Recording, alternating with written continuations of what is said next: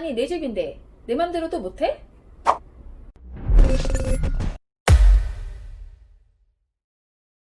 유저분들 안녕하세요. 미세스 머니입니다. 자, 서민들의 주거복지 향상을 위한다. 참으로 아름다운 말이죠. 하지만 서민들 살리려고 여러 사람 피해보고 부작용이 생기고 혼란이 생긴다면 과연 의미가 있는 것일까요? 이제껏 부동산 정책이 나왔지만 이렇게 민심이 폭발한 적이 없었는데 이제 보다 한계가 왔나 봅니다. 요새 가장 시끄러운 논란거리인 임대차 3법 이야기예요. 그래서 오늘은 이 임대차 3법에 대해서 같이 이야기해 보도록 하겠습니다. 자, 임대차 3법이 뭐냐 하면 첫 번째, 현재는 임대사업자 등록을 한 주택만 임대차 신고를 하고 있는데 자, 이제는 주택임대사업자 폐지가 되었죠. 자, 앞으로는 임대사업자가 아니어도 주택의 전월세 신고를 의무적으로 해야 합니다. 전월세 거래를 하면 30일 내에 임대계약 당사자는 보증금, 임대료, 임대기간, 계약금, 잔금일 등 계약 사항을 관할 지방자치단체에 신고해야 하는데요. 예전에는 임차인이 별도로 확정일자를 받으러 주민센터를 갔는데 이처럼 주택임대차 계약이 신고가 되면 자동으로 확정일자가 부여가 되기 때문에 임차인은 보증금을 보호받을 수가 있고요. 또한 임차인은 확정일자를 따로 받지 않아도 되니 임대차 시장이 투명해지는 건 장점으로 꼽을 수가 있습니다. 하지만 과세 징수도 투명해지겠죠. 목적은 이겁니다. 미신고와 거짓신고 시는 과태료 처분 대상이라는 것도 알아두시고요. 두 번째, 현재 기본 2년의 임대기간 후에 세입자가 원하면 2년간의 계약을 한 차례 갱신할 수 있게 해준다는 거죠. 한마디로 2+2, 4년을 살 수 있다는 얘기예요.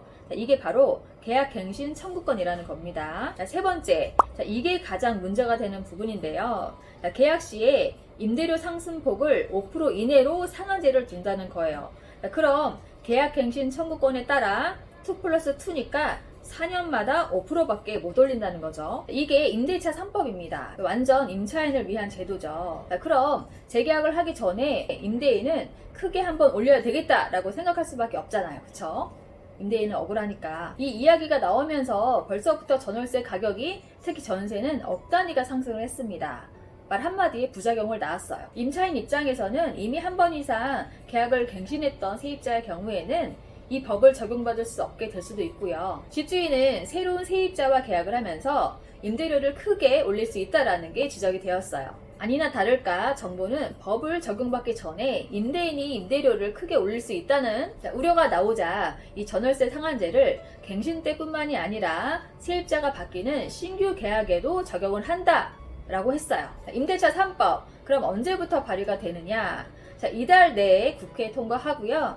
다음 달 8월 시행을 목표로 하고 있습니다. 자, 그렇다면 지금 임대를 주고 있는 임대인들이 임대차 계약이 끝나서 임차인이 나간다고 하면 그때는 올릴 수 있고, 만약에 임차인이 더 산다고 하면 이 2+2에 의해서 2년 더 살으라고 하고 못 올리고 이렇게 되는 것일까요? 100명이면 100명 임대인들 모두는 임차인이 만기 시에 나가길 바랄 겁니다. 이사비를 주더라도 내보내고 싶겠죠. 이건 너무한 게 아니라 당연한 겁니다. 그럼 집주인이 들어간다고 하면 그건 가능한지 물어보는 분들이 계세요. 집주인이 들어간다고 하면 당연히 임차인은 만기 시에 집 빼줘야죠. 내 집인데 내 맘대로 들어가지도 못하게 하진 않겠죠. 하지만 여기에도 편법이 아닌 편법이 있을 수 있으니, 자, 집주인은 내가 들어가 살겠다고 하고 임차인을 내보내고 한 달 정도 살다가 다른 임차인을 구하거나 아니면 집수리를 한다고 몇 달 비워 놓거나 다음 임차인을 구해서 그때 금액을 올릴 수 있는 거 아니냐라고 하시는데요. 하지만 여기에도 숨은 함정이 있습니다. 기존의 전월세 계약에도 소급 적용을 한다라는 방침이라서 이게 엄청난 논란이 예상이 되고 있어요. 임대차 계약이 종료가 돼서 1년 내에 새로운 임대차 계약을 체결할 때 동정계약의 임차임이 기준금액이 돼서 증액 상한으로 곱한 금액을 초과해서 임차 금액을 정하지 못하게 하는 그런 얘기까지 나온 상태입니다. 이게 무슨 말이냐 하면 임대료 증액 상한을 기존의 임대료 5%로 정하는 것이 아니라 한국은행 기준금리에 3%를 더한 비율을 임대료 증액 상한으로 설정한다는 건데요. 이렇게 되면 5%도 안 될 수가 있다는 건데요. 자, 5%도 어이가 없는데 참, 한마디로 1년 이내에는 기존의 임차 금액이 기준이 된다는 거. 자, 그렇다면 전월세값 올리고 싶은데 한 가지 방법이 있네요. 임차인이 나가면 아이고 감사합니다 하고 내가 들어가서 1년 살고 또 1년 후에 새로운 임차인을 들이고 또 1년이 지나서 내가 또 들어가서 살고 그리고 또 다른 임차인을 들이고 이게 생각만 해도 머리 아픕니다. 그쵸? 아니 내 집인데 내 맘대로도 못하고 이렇게까지 해야 합니까? 당장 올가을에 전세 만기가 다가오는데 올려도 되나? 올리면 안 되나? 그럼 내가 들어가서 살아야 되나? 다시 전세를 줄 수도 없고 자, 어떻게 해야 할지 다들 멘붕이 온 상태예요. 이제 갑과 을이 바뀌었어요. 임차인의 왕입니다.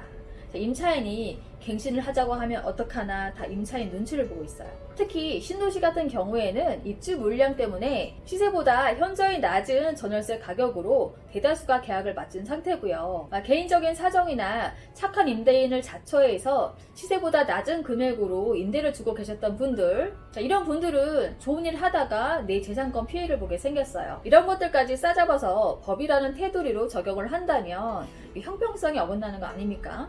또 이렇게 법안이 개정이 되면 신축 아파트 같은 경우에는 최초 임대차 계약일 경우에 기준에 대한 계약이 없었잖아요. 그쵸? 그러니 이 법을 적용할 수도 없고 집주인이 거주하다 임대를 주고 나가는 경우에도 역시 기준이 되는 계약이 없으니 이 법을 적용시키기 힘듭니다. 이러한 여러 가지 상황들이 생길 수 있다는 거죠. 정부는 우선 시행 대상 지역을 서울과 수도권, 세종시 등으로 하고 임대료는 3억 원 이상으로 정하는 방안을 검토 중이라고 밝혔는데요. 이 정확하고 명확한 대안이 나오고 있지 않은 이상 지금 모두 혼란스럽습니다. 기존 계약까지 소급 적용하는 것으로 결정이 나게 되면 거의 모든 대한민국 임대인들이 다 피해를 보는 상황이에요. 이런 거는 누가 책임을 지나요? 법 앞에서는 누구나 평등해야 하고 우리나라에는 임차인만 사는 게 아닙니다. 이거 완전 중대한 재산권 침해라고 이 변호사들도 소송감이라고 했어요. 요 근래 상담 요청을 하시는 분들 중에 이 임대차 3법에 대해서 문의를 많이 주시는데요. 제가 딱히 뭐라고 드릴 말씀이 없더라고요.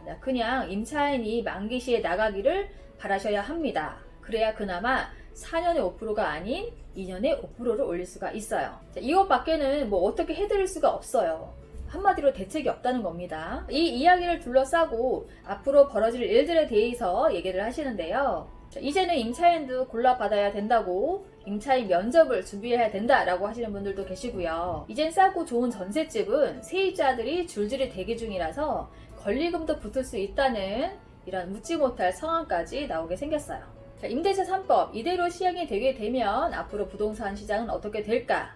조심스럽게 예측을 해보자면 소급 적용을 안 하게 되면 무조건 전셋값은 폭등각이 될 것이고요. 소급 적용을 하게 되면 당분간은 도입 초기에는 논란거리가 되어서 혼란스럽겠지만 장기적으로 본다면 전월세 시장 안정이 될 수도 있겠죠. 하지만 2년마다 임대시장에 나왔던 매물들이 이제는 4년이 되게 되니까 4년 동안 임대 매물이 잠기게 되는 데다가 당장 내년에 서울만 하더라도 공급이 올해 반으로 줄어들게 됩니다. 추가 공급 없이 이 임대차 3법만으로 전월세 시장이 안정이 될지는 좀 더 지켜봐야 될 것 같고요. 매매로 보면 전세금 4년 동안 못 올리고 돈이 묶여 있는데 그냥 팔아야겠다라고 하시는 분들도 꽤 계실 겁니다. 전월세를 끼고 있는 매물 중에 호재가 없거나 메리트가 없는 지역의 구축들은 전월세 만기 시에 매도 물건이 나올 수가 있겠죠. 갭투자 매물 중에 다주택자들은 보유세 압박까지 더해지면 하급지부터 매물이 나올 가능성이 많습니다.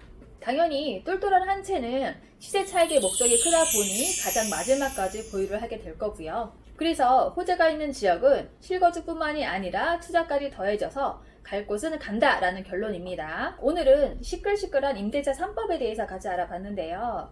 요새 많은 분들이 느끼고 계시는 심정을 제가 대신 표현을 해보자면 잘못한 것도 없는데 선생님께 매맞을 때를 기다리는 것과 같은 그런 느낌일 겁니다. 빠르면 다음 달 8월 어떤 임대차 3법이 나와서 사람들을 어떻게 깜짝 놀라게 할지 아무쪼록 소급 적용으로 선의의 피해자가 생기지 않도록 정부의 신중한 판단을 기대하겠습니다. 오늘도 미세스 버니 덕분에 속 터놓고 얘기하는 시간이 유익했다라고 하시면 구독과 좋아요를 꼭꼭 눌러주세요.